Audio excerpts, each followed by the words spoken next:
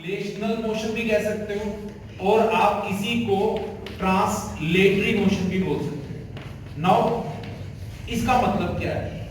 जो motion straight line पे होगा, जिस मोशन के अंदर बॉडी स्ट्रेट लाइन में चलती है, आप उस मोशन को या तो ट्रांसलेशनल मोशन बोलते हो या फिर आप उस मोशन को ट्रांसलेटरी मोशन बोलते हो। समझ आ गया कंसेप्ट? जो मोशन में ऑब्जेक्ट स्ट्रेट लाइन में चलेगा, हम उस ऑब्जेक्ट को या तो ट्रांसलेशनल या फिर क्या बोलेंगे, ट्रांसलेटरी। और जो भी बॉडी इस टाइप का मोशन दिखाएगी, उस बॉडी के पास ये प्रॉपर्टी होती है। हम उस ऑब्जेक्ट को कौन सा ऑब्जेक्ट बोलते हैं? हम उस ऑब्जेक्ट को पॉइंट मास ऑब्जेक्ट बोलते हैं, जो ये ट्रांसलेटरी या ट्रांसलेशनल मोशन शो करता है। अब पॉइंट मास ऑब्जेक्ट किसको बोलते थे?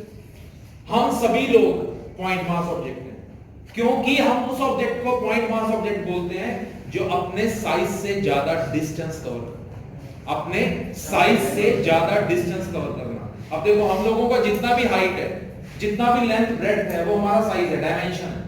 और अगर हम यहां से कॉलेज के गेट तक ही जाते हैं तो भी हम अपने साइज से ज्यादा डिस्टेंस कवर कर लेते हैं। तो उस वे में हम कौन सा ऑब्जेक्ट हो गए? Point mass object. और जहां जहां हम जाएंगे, चलेंगे तो सीधा ही ना, बिल्कुल स्ट्रेट स्टेप्स लेंगे, और उस टाइम जब हम चलेंगे तो सीधा चलेंगे। सीधा चलने को क्या बोलते हैं? ट्रांसलेशनल या ट्रांसलेटरी। और जो ऑब्जेक्ट इस टाइप के मोशन को शो करता है, आप उस ऑब्जेक्ट को पॉइंट मास ऑब्जेक्ट कहते हैं। जैसे एक एरोप्लेन है, जितना उसका साइज है, वो एक ही फ्लाइट में उस साइज से ज्यादा डिस्टेंस कवर करता है, तो वो भी पॉइंट मास ऑब्जेक्ट हो गया। ट्रेन सीधी चलती है, और जब वो सीधी चलती है तो एक स्टेशन से दूसरे स्टेशन तक भी उसकी लेंथ से ज्यादा वो डिस्टेंस कवर करती है, वो भी पॉइंट मास ऑब्जेक्ट हो गया।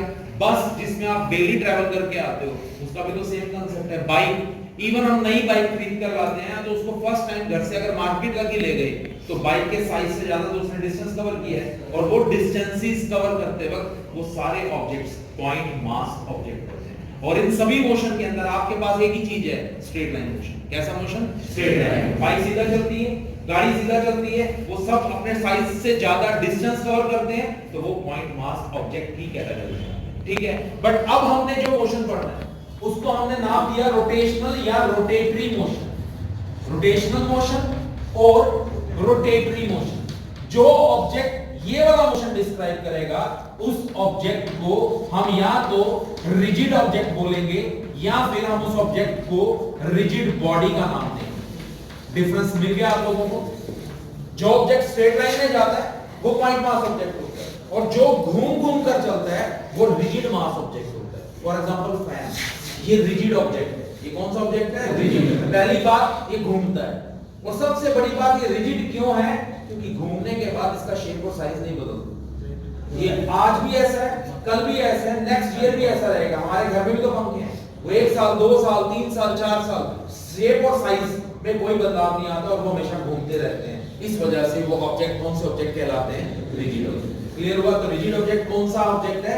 जिसकी एक डेफिनेट शेप और साइज होता है, और उसमें जितनी मर्जी फोर्स आप अप्लाई कर लो, उसका शेप और साइज कभी भी बदलता नहीं है। हम इस ऑब्जेक्ट को रिजिड ऑब्जेक्ट का नाम देते हैं। क्लियर है? तो जो भी चीज घूमेगी उसकी शेप और साइज नहीं बदलनी चाहिए। इसका मतलब वो कैसी बॉडी होनी चाहिए? रिजिड। ठीक है? व्हील्स जो है, उनके जो टायर्स होते हैं, व्हील्स के अंदर, सॉरी गाड़ी के अंदर जो व्हील्स हैं वो रोटेट करते हैं।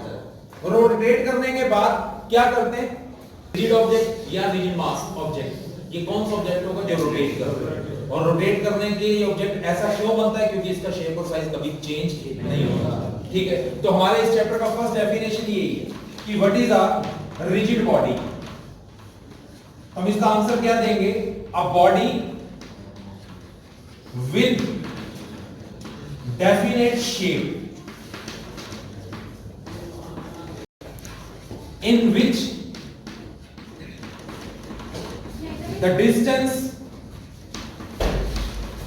between the particles remains same even an external force is applied.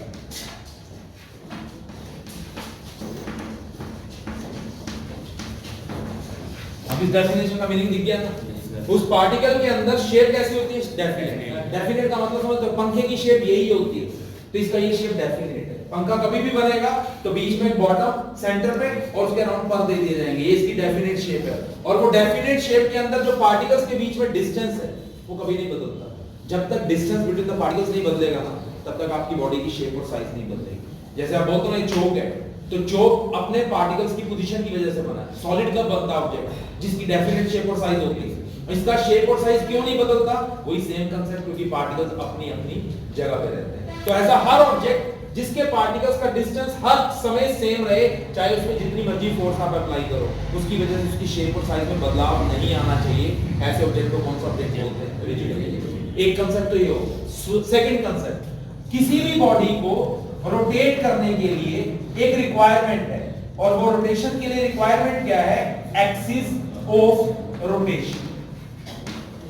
जब एक बॉडी रोटेट करती है ना तो उसको एक ऐसी इमेजिनरी लाइन की जरूरत पड़ती है जो इमेजिनरी लाइन के अराउंड वो घूम सके, और वो इमेजिनरी लाइन को हम एक्सिस बोलते हैं, और उसके इर्द गिर्द वो रोटेट करती है, इसीलिए उसको एक्सिस ऑफ रोटेशन बोलते हैं।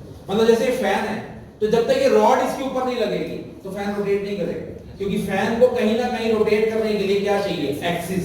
ये स्ट्रेट लाइन एक्सिस का काम करती है, और इसके इर्द गिर्द पंखे के पर घूमते हैं, इसका मतलब वो रोटेट करते हैं। जिस स्ट्रेट लाइन के अराउंड बॉडी रोटेट करेगी उसको एक्सिस ऑफ रोटेशन का नाम दिया जाएगा। जैसे लट्टू होता है, उसको भी कभी देखो तो जहां से आप उसको ऐसे ट्विस्ट करते हो, ऊपर भी एक रॉड है, नीचे भी इतना सा एरो निकला होता है जिसपे वो घूमता है, तो वो एक्सिस ही तो है। वो कौन सी चीज है? एक्सिस। अगर वो निकाल दूं तो वो तो खाली प्लेट रहेगी, तो क्या आप उस लट्टू को घुमा पाओगे? नो, वो रोटेट नहीं कर पाएगा। इसका मतलब रोटेशन को अगर पॉसिबल करना है तो आपको एक रिक्वायरमेंट है, और वो रिक्वायरमेंट किसकी है? एक्सिस की। और what is axis of rotation? अगर हम इसको डिफाइन करें कि एक्सिस ऑफ रोटेशन क्या चीज है, तो आपने इसका डेफिनेशन क्या देना है? It is an imaginary line, या आप ऐसे भी कह सकते हो it is an imaginary straight line about which a body rotates such that the center of each particle lies on this axis। अब देखो यहां तक तो समझ आ गया, it is an imaginary straight line about which a body rotates, ये तो clear है। जो आगे लाइन लिखा such that centre of each particle lies on this axis, इसका मीनिंग क्या है? जब भी आप एक रिजिड बॉडी ड्रॉ करेंगे तो ये एक रिजिड बॉडी, एक डेफिनेट शेप है, ठीक है, और ये रिजिड बॉडी कितने पार्टिकल से बनी है? ये रिजिड बॉडी कई सारे पार्टिकल से बनती है, like M1, M2, M3, Mn। ये उन पार्टिकल्स का नाम हो गया 1 2 3 कहां तक? m तक, और ये उन सभी पार्टिकल्स का अपना अपना मास हो गया, m1 m2 m3 और mn। ठीक है, जब ये रिजिड बॉडी रोटेट करेगी ना तो इसके अंदर प्रेजेंट सारे पार्टिकल भी रोटेट करेंगे। जो भी बॉडी रोटेट करती है ना, तो जितने पार्टिकल से बनी हुई है वो बॉडी, उसका हर पार्टिकल रोटेट करता है, और जब ये पार्टिकल रोटेट करेंगे सारे के सारे, तो इन सभी पार्टिकल्स का जो सेंटर होगा वो एक लाइन के ऊपर आ जाएगा, और वो एक ऐसी लाइन होगी जिसके इर्द गिर्द ये बॉडी रोटेट कर रही है, तो उस लाइन को कौन सा लाइन बोलेंगे? Axis of rotation. ये सेकंड लाइन का मीनिंग समझ गए ना? Such that centre of each particle, ये देखो ये पार्टिकल था तो उसका सेंटर एक लाइन के ऊपर आ गया, ये पार्टिकल था इसका सेंटर उस लाइन पे आ गया, ये पार्टिकल है इसका सेंटर भी इस लाइन के ऊपर आ गया, और ये लाइन वो है जिसके अबाउट बॉडी क्या कर रही है? रोटेट। इसी वजह से इस लाइन को, ये जो लाइन मैंने यहां पे ड्रॉ कर दिया, इस लाइन को क्या बोलते हैं? This line is known as axis of rotation. Clear हो गया? अब दो पार्ट क्लियर हो गए ना रोटेशन के लिए। कौन सी बॉडी होनी चाहिए अगर बॉडी को रोटेट कराना है? तो रिजिड बॉडी। और किस बॉडी को रिजिड बॉडी बोलते हैं? जिसका शेप और साइज कभी चेंज नहीं होगा, जिसका शेप और साइज हमेशा कैसा रहता है? सेम। क्लियर है? जितना मर्जी आप उस पे फोर्स को अप्लाई कर लो। उसके बाद एक एक्सिस चाहिए जिसके इर्द गिर्द बॉडी क्या करेगी? रोटेट। उस एक्सिस को क्या बोलेंगे? Axis of rotation. Axis of rotation कौन सी लाइन है? Imaginary line. और इस इमेजिनरी लाइन के अबाउट बॉडी क्या करती है? रोटेट। और जब ये बॉडी रोटेट करती है तो सारे पार्टिकल्स का सेंटर इस लाइन के ऊपर आ जाता है, और इस लाइन को क्या बोलते हैं? Axis of rotation. क्लियर हो गया? अब एक चीज और मिल गई ना, रिजिड बॉडी अकेली एक बॉडी नहीं है, rigid body is the combination of large number of particles. तो जब भी एक रिजिड बॉडी आप बनाओगे उसके अंदर कई सारे पार्टिकल्स हैं और उसमें से जो भी पार्टिकल घूमेगा वो सब के सब घूमने के बाद ही रिजिड बॉडी को घूमने के लिए हेल्प करेंगे और घूमते वक्त वो एक एक्सिस का जो है इस्तेमाल करेंगे। ये समझ आ गया सभी को? अब एक सबसे बड़ा कंसेप्ट, जब ये बॉडी रोटेट करती है तो मैंने बोला ये सारे पार्टिकल भी रोटेट करते हैं और जब ये रोटेट करते हैं सबका सेंटर एक लाइन के ऊपर आ जाता है और उस लाइन को एक्सिस ऑफ रोटेशन बोलते हैं। सबसे मेजर कंसेप्ट, जब भी ये बॉडी रोटेट करेगी तो इसका जो वेलोसिटी है उसको क्या नाम दिया जाएगा? Angular velocity. और आप पढ़ चुके हो एंगुलर वेलोसिटी को W बोलते हैं। इसी तरह जो एक्सीलरेशन है उसको एंगुलर एक्सीलरेशन बोलते हैं और इसका जो रिप्रेजेंटेशन है वो क्या है? अल्फा। ड्यूरिंग रोटेशन ये भी कांस्टेंट रहेगा और ड्यूरिंग रोटेशन ये भी कांस्टेंट। मतलब जब भी एक बॉडी रोटेट करेगी ना तो कभी एंगुलर वेलोसिटी बदलेगी ना ही कभी एंगुलर एक्सीलरेशन बदलेगी। ये है आपके रोटेशनल मोशन का बेस। समझ आ गया? अब एक डिफरेंस लेते हैं।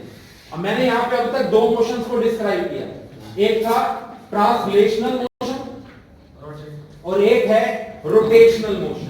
सबसे पहला डिफरेंस, ट्रांसलेशनल मोशन में जो डिस्प्लेसमेंट होती है वो स्ट्रेट लाइन के अलोंग होती है, तो हम उस डिस्प्लेसमेंट को x, y, z या फिर s लिखते हैं। पढ़ के आ चुके हो? जब हम रोटेशन की बात करेंगे तो इसके अंदर जो डिस्प्लेसमेंट होगी वो एंगुलर डिस्प्लेसमेंट है और उसको हम थीटा से रिप्रेजेंट करते हैं।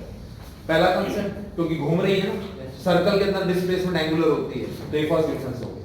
सेकंड, इसकी जो वेलोसिटी होती है उसको लीनियर वेलोसिटी बोलते हैं, उसको v से रिप्रेजेंट करते हैं, जबकि रोटेशन के अंदर ये वेलोसिटी एंगुलर वेलोसिटी होती है और इसको हम w से रिप्रेजेंट करते हैं। थर्ड डिफरेंस, इस एक्सीलरेशन को लीनियर एक्सीलरेशन बोलते हैं और इसको a लिखते हैं और इस एक्सीलरेशन को एंगुलर एक्सीलरेशन लिखते हैं और इसको अल्फा बोलते हैं। ठीक है? अब नेक्स्ट कंसेप्ट, यहां पे जितनी भी फोर्स आपने लगानी है वो बॉडी के अंदर डिस्प्लेसमेंट पैदा करती है और उस कंसेप्ट को वर्क बोलते हैं। पढ़ चुके हम ये भी। Work is defined as the product of force and displacement. कौन सा प्रोडक्ट? डॉट। जब यहां पे हम वर्क की बात करेंगे तो यहां पे वर्क की जगह हम टॉर्क का नाम लेंगे और टॉर्क का भी फॉर्मूला वही है, force multiplied by displacement, but यहां पे डिस्प्लेसमेंट क्रॉस से मल्टीप्लाई हुई है। इसका मतलब यहां पे ये वेक्टर है और यहां पे ये स्केलर है। क्लियर हो गया? और इसमें डिस्प्लेसमेंट अकेली डिस्प्लेसमेंट नहीं है, इस डिस्प्लेसमेंट को परपेंडिकुलर डिस्टेंस का नाम देते हैं। क्लियर है? नेक्स्ट, अभी आपने एक फॉर्मूला पढ़ा हुआ काइनेटिक एनर्जी, वो हाफ mv² होती थी, यहां पे हाफ iw² हो जाएगी। इसका मतलब एक और डिफरेंस है, ट्रांसलेशनल मोशन में हम मास की बात करते हैं, रोटेशनल मोशन में हम I की बात करते हैं and where I is known as inertia. I क्या है? इनर्शिया। ये तो डिफरेंस समझ ही आ गया होगा। ये लीनियर वेलोसिटी थी तो यहां पे कौन सी वेलोसिटी हो रही है? यहां पे v का स्क्वायर तो यहां पे w। तो एक सबसे बड़ा रिलेशन, जब ट्रांसलेशनल मोशन की बात होगी तो we will discuss about mass और जब रोटेशनल मोशन की बात होगी तो we will discuss about inertia.